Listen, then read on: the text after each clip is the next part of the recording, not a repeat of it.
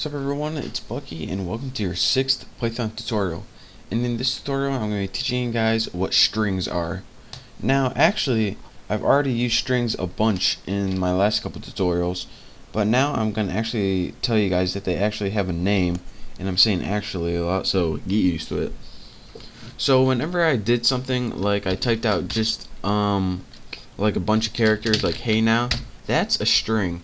And it gets its name because a string is a string of characters, just a bunch of characters in a row, or it can be even a single character can stand alone.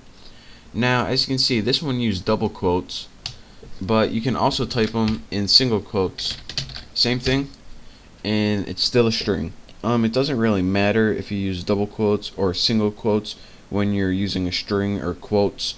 It's the same thing, but in some cases Python's not going to understand if you don't use them in a particular way. So let's say for example you have conjunction like he's a jerk. See, you have the single quote right here, so that means that since you have a single quote in your actual string, you can't put single quotes around it like this.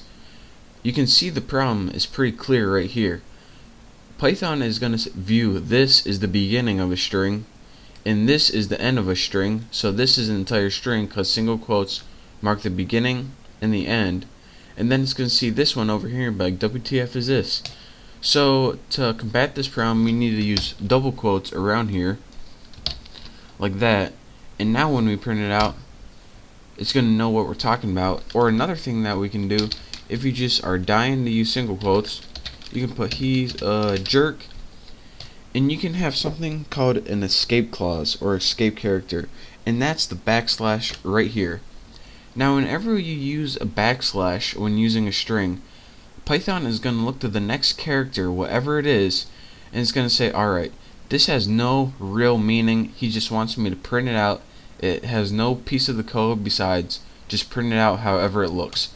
So instead of saying, alright, here's the beginning, here's the end, it's going to say, alright, here's the beginning. We know this is just a regular quote because this backslash right here, so I guess this one would be the end. So it kind of tricks Python, and let me go ahead and press enter, and as you can see, that works too.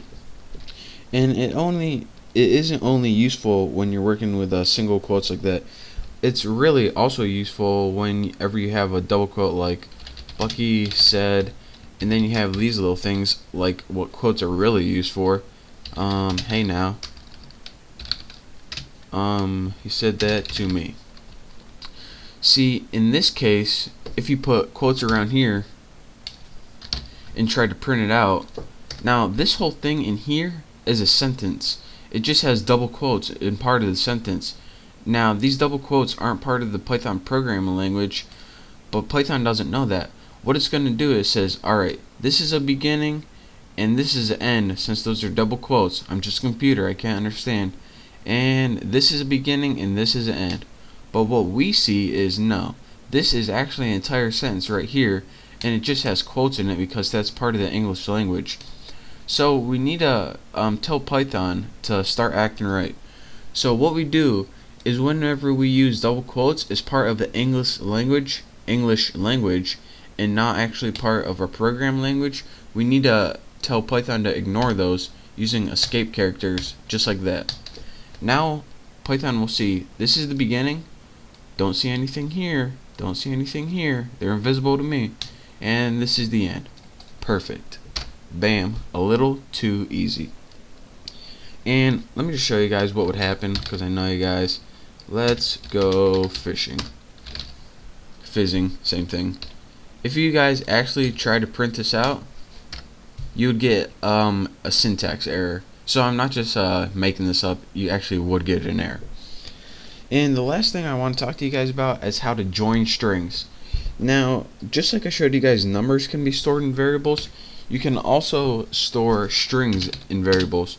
So say you have A equals Bucky and B equals Roberts.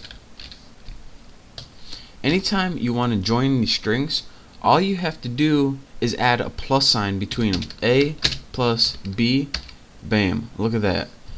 Now that's all you would have to do, and then what Python does is add these two strings together in a one string of text. So again, you add A plus B, and you can't just put A, B like that, or A comma B. What you need to do to get your desired result is actually put A plus B. And that little plus sign, this is called concatenating a string. And concatenating a string means just adding it together. You'd actually probably want to change A to something like A Bucky with a space after it, and go ahead and press enter. Now once you do A plus B, it looks like a regular name. So again, that little addition sign right there concatenates strings or adds them together into one long string. And again, you need that because if you don't, you're going to get an error message. So that is pretty much the basics of strings. I know it's kind of boring, but I needed to tell you guys it, or else you'd be lost in the future. And that's how you concatenate strings or join them together. So there was your very boring tutorial on strings. I promise these will get more interesting from now on. That's just a little something you need to know. So again, thank you guys for watching, and I'll see you next time.